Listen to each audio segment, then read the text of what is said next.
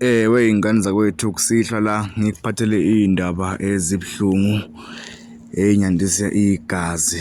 Kubikwa ukuthi kudutshulwe kwabulawa amalunga omndeni amane endaweni yaseNyanga. Kuthiwa la malunga omndeni abelalelwe uyendle endleleni la abephuma khona emhlanganweni abe aseyadutshulwa. Kuthiwa nje adutshulwa ngemuva kokuba ade ephuma emhlanganweni womndeni obumayelana nokufihlwa kwamanye amalunga omndeni nawo ayisithupha adutshulwe evikini eledlule. Kuthiwa-ke laba bomndeni abawu-4 babe sebedutshulwa bashonela khona endaweni yesigameko, kanti-ke kubikwa ukuthi akekho osaboshiwe ngalesi sigameko.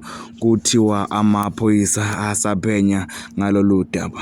Zinjalo nje wey'ngane zakwethu engikuphathele zona kusihlwa.